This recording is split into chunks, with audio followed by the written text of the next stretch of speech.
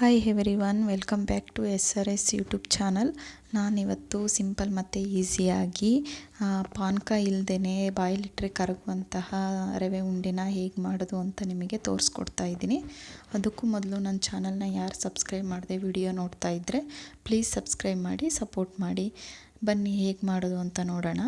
ಇಲ್ಲಿ ನಾನು ಒಂದು ಪಾತ್ರೆಗೆ ಸ್ವಲ್ಪ ತುಪ್ಪ ಹಾಕಿ ಹಾಕ್ತಾಯಿದ್ದೀನಿ.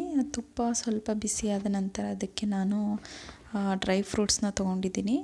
ನಾನಿಲ್ಲಿ ಯಾವುದೇ ಡ್ರೈ ಫ್ರೂಟ್ಸ್ನ ತೊಗೊಂಡಿದ್ದೀನಿ ಅಂತ ಅಂದರೆ ದ್ರಾಕ್ಷಿ ಮತ್ತು ಗೋಡಂಬಿ ತೊಗೊಂಡಿದ್ದೀನಿ. ಇದಕ್ಕೆ ಬಾದಾಮಿ, ಪಿಸ್ತಾ, ನಿಮ್ಮ ಯಾವುದಾದ್ರೂ ಡ್ರೈ ಫ್ರೂಟ್ಸ್ನ ನೀವು ಆ್ಯಡ್ ಮಾಡ್ಕೋಬೋದು. ನಾನಿಲ್ಲಿ ಗೋಡಂಬಿ ಮತ್ತು ದ್ರಾಕ್ಷಿ ಮಾತ್ರ ತೊಗೊಂಡಿದ್ದೀನಿ.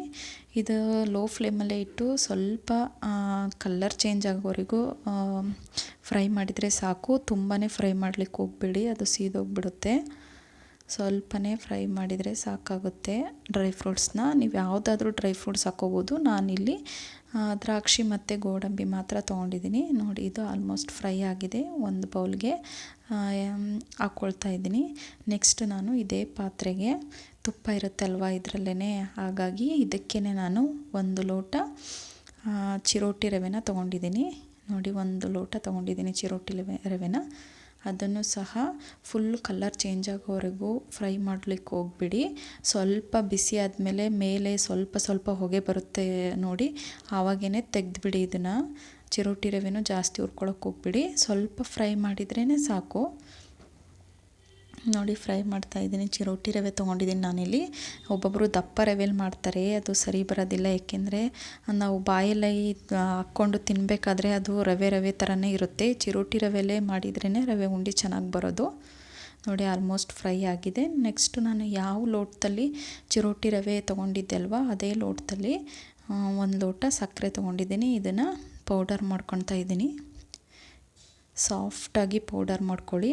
ಇದಕ್ಕೆ ನಾನು ಒಣ ಶುಂಠಿ ಸಹ ಸೇರಿಸಿ ಇದನ್ನು ಮಿಕ್ಸಿಗೆ ಹಾಕ್ತಾಯಿದ್ದೀನಿ. ನೋಡಿ, ಇವಾಗ ಗ್ರೈಂಡ್ ಮಾಡ್ಕೊಂಡಿದ್ದೀನಿ ಶುಗರ್ ಪೌಡರ್ನ. ನೆಕ್ಸ್ಟು ನಾನಿಲ್ಲಿ ಒಂದು ಬೇಷನ್ನಲ್ಲಿ ಡ್ರೈ ಫ್ರೂಟ್ಸ್ ಮತ್ತು ಚಿರೋಟಿ ರವೆ ಹುರ್ಕೊಂಡಿದ್ದೆ ಅಲ್ವಾ, ಅದನ್ನು ಹಾಕಿ ನೆಕ್ಸ್ಟ್ ಇದಕ್ಕೆ ಪೌಡರ್ಸ್ ಮಾಡ್ಕೊಂಡಿದ್ದೆ ಅಲ್ವಾ ಶುಗರ್ನ, ಆ ಪೌಡರ್ನ ಆ್ಯಡ್ ಮಾಡ್ತಾಯಿದ್ದೀನಿ. ಒಣ ಶುಂಠಿ ಹಾಕೋದ್ರಿಂದ ನಾವು ರವೆ ಉಂಡೆ ತಿನ್ನಬೇಕಾದ್ರೆ ಅದ್ರ ಸ್ಮೆಲ್ ತುಂಬಾ ಚೆನ್ನಾಗಿ ಬರುತ್ತೆ. ಸೊ ಹಾಗಾಗಿ ನಾನಿಲ್ಲಿ ಒಣ ಶುಂಠಿ ಆ್ಯಡ್ ಮಾಡಿದ್ದೀನಿ. ನೆಕ್ಸ್ಟ್ ಇದಕ್ಕೆ ಸ್ವಲ್ಪ ಕೊಬ್ಬರಿ ತುರಿ, ಒಣ ಕೊಬ್ಬರಿ ತೊಗೊಂಡಿದ್ದೀನಿ. ನೆಕ್ಸ್ಟ್ ಇದಕ್ಕೆ ನಾನು ಹಾಲು ಹಾಕ್ತಾಯಿದ್ದೀನಿ. ಹಾಲು ಹಾಕಿನೇ ಮಿಕ್ಸ್ ಮಾಡಿಕೊಂಡು ಈ ಥರ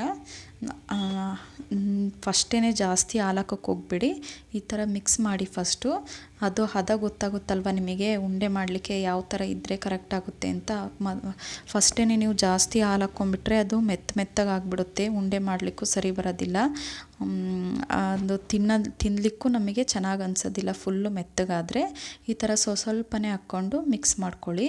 ನಿಮಗೆ ಆವಾಗ ಹದ ಗೊತ್ತಾಗುತ್ತೆ ಯಾವ ಥರ ಇದ್ದರೆ ಉಂಡೆ ಕಟ್ಟಲಿಕ್ಕೆ ಚೆನ್ನಾಗಾಗುತ್ತೆ ಅಂತ. ನಾನು ಅದಕ್ಕೆ ಸ್ವಲ್ಪನೇ ಹಾಲು ಹಾಕಿ ಈ ಥರ ಮಿಕ್ಸ್ ಮಾಡ್ತಾ ಇದ್ದೀನಿ. ನೋಡಿ, ಈ ರವೆ ಉಂಡೆ ಮಾಡಿಕೊಂಡ್ರೆ ಚೆನ್ನಾಗಿ ಬರುತ್ತೆ. 1 ಲೋಟದಲ್ಲೇ ನಾನು 20 ರವೆ ಉಂಡೆನ, 1 ಲೋಟ ಚಿರೋಟಿ ರವೆಯಲ್ಲೇ ನಾನು 20 ರವೆ ಉಂಡೆನ ಮಾಡ್ಕೊಂಡಿದ್ದೀನಿ. ನೋಡಿ, ಇವಾಗ ಇದು ಕರೆಕ್ಟ್ ಆಗಿದೆ. ಸ್ವಲ್ಪನೇ ಹಾಲು ಹಾಕಿ ಈ ಥರ ಮಿಕ್ಸ್ ಮಾಡ್ಕೊತಾ ಇದ್ದೀನಿ ನಾನು. ನೋಡಿ, ಇವಾಗ ಉಂಡೆ ಕಟ್ತೀನಿ. ನೋಡಿ, ಕರೆಕ್ಟಾಗಿದೆ. ಈ ಥರ ಹದ ಇದ್ದರೆ ಸಾಕು, ನಾವು ಉಂಡೆನ ಈಸಿಯಾಗಿ ಮಾಡ್ಕೋಬೋದು. ಇದು ಉಂಡೆ ಕಟ್ಟಲಿಕ್ಕೆ ಬರದೇ ಇರೋರು ಸಹ ಸಿಂಪಲಾಗಿ ಮಾಡ್ಕೋಬೋದು. ಯಾಕೆಂದರೆ ಇದಕ್ಕೆ ಪಾನಕ ಮಾಡೋವಂಥ ನೆಸೆಸಿಟಿನೇ ಇಲ್ಲ. ಜಸ್ಟ್ ಶುಗರ್ನ ಪೌಡರ್ ಮಾಡಿಕೊಂಡು ಹಾಲು ಹಾಕಿ ಮಿಕ್ಸ್ ಮಾಡಿ ರವೆ ಈ ಥರ ಉಂಡೆ ಮಾಡಿಕೊಂಡ್ರೆ ಆಗಿಬಿಡುತ್ತೆ. ನೋಡಿ, ಎಷ್ಟೊಂದು ಮಾಡ್ಕೊಂಡಿದ್ದೀನಿ, ಎಷ್ಟು ರೌಂಡ್ ಶೇಪಲ್ಲಿ ಹೊಡಿದೇನೆ ಎಷ್ಟು ಚೆನ್ನಾಗಿ ಬಂದಿದೆ ಅಂತ. ನೀವು ಒಮ್ಮೆ ಟ್ರೈ ಮಾಡಿ ನನಗೆ ಹೇಗೆ ಬಂದಿತ್ತು ಅಂತ ಕಾಮೆಂಟ್ ಮಾಡಿ. ತುಂಬಾ ಈಸಿ ರೆಸಿಪಿ, ಸಿಂಪಲಾಗೆ ತೋರಿಸ್ಕೊಟ್ಟಿದ್ದೀನಿ. ಪ್ಲೀಸ್ ಸಪೋರ್ಟ್ ಮಾಡಿ. ನನ್ನ ವಿಡಿಯೋ ಫುಲ್ ಸ್ಕಿಪ್ ಮಾಡ್ದೇ ನೋಡಿ. ನಾನು ತೋರಿಸೋವಂಥ ರೆಸಿಪೀಸ್ ಎಲ್ಲ ತುಂಬಾ ಈಸಿ ರೆಸಿಪೀಸ್ ಅಂತಲೇ ಹೇಳ್ಬೋದು.